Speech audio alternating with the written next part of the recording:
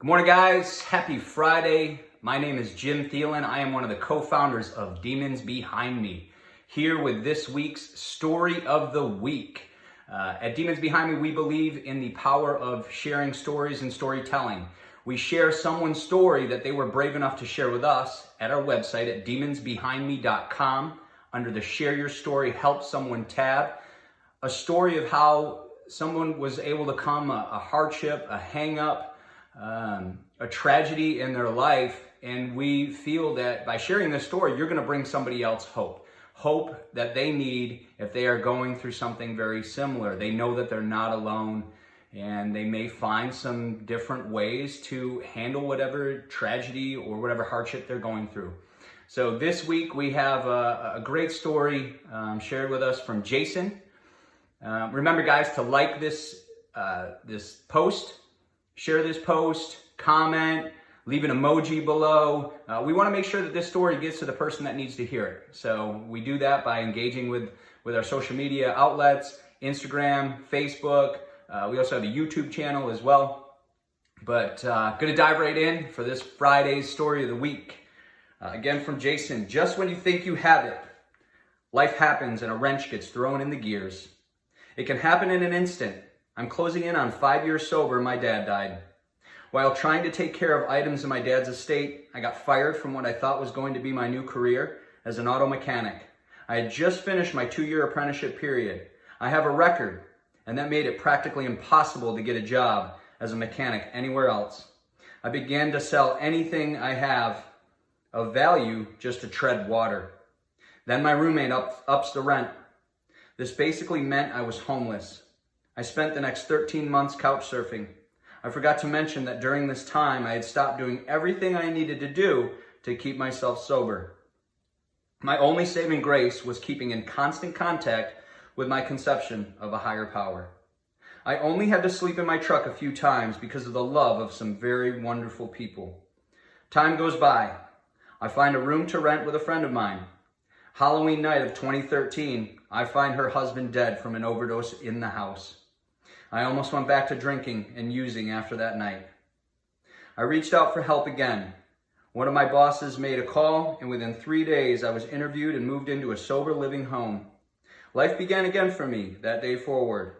Ended up leaving the job I had at the time to go to work for the sober living home company in Tennessee. The universe had other plans then as well. I was informed they would not be renewing my contract. This meant I had 5 days to secure a place to live. I leaned on my supporters for help and secured a bed back in home in Louisiana in a sober living home and submitted an application to get certified to be a peer support specialist. Passed my certification and went to work. That was 5 years ago that I began that new career. In that time, I have since become one of 4 people able to train people to do what I do. And all I do is use all of these challenges in my whole life story to help others find the strengths and hope to find their path in life. Today, I'm 12 years sober. A wise man said to me, when I hit 1 year, if you stick around long enough, things are going to get real. If you stick around longer than that, they will get different. And if you stick around even longer, they will get real different. True words have never been spoken to me. Jason. Jason, thank you so much for sharing your story. You touch on some very helpful things. I want to congratulate you for never giving up and never losing hope. Even though you had your mind set on a career path, which changed, then a new career path, that changed, you adjusted to what or where life was bringing you. And I think that that's so important. Sometimes we have our heart set on where we want to be in our life, where we want to be 5 years from now. I think that goals are fantastic. We should always have goals. We should always have a vision of where we want to go. Otherwise, we never get anywhere. I think it's important to have that goal, to work towards that goal. But if it doesn't work out, that's okay. The important thing is make the adjustments with where life is taking you. Understand when opportunities present themselves and pounce on those opportunities. You may move in a direction that you never imagined, but it may be the absolute best direction for you in your life. The other thing I want to touch on, you mentioned that everything can change in an instant for bad. Tragedy, change everything in an instant. I think it's important to have hope that everything can change for good in an instant as well. That's why we share these stories. You never know what that one phrase, that one story, that one recommendation, that one little ounce of encouragement for somebody else is going to hit home for them.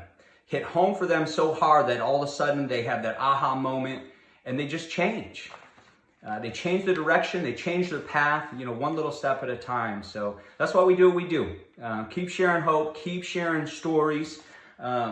As always, big thank you to all of our service men and women, firefighters, first responders, police officers, all of our frontline healthcare workers. Greatly appreciate you. All glory to God. And guys, if you haven't got your mask yet, if you're supposed to be wearing your mask, keep wearing your mask. Available at demonsbehindme.com. We appreciate each and every one of you. Remember, share this post, like this post, comment. Let's make sure the story gets to the person that it needs to get to. Jason, your story will change somebody's life. Thank you guys. Have a great weekend.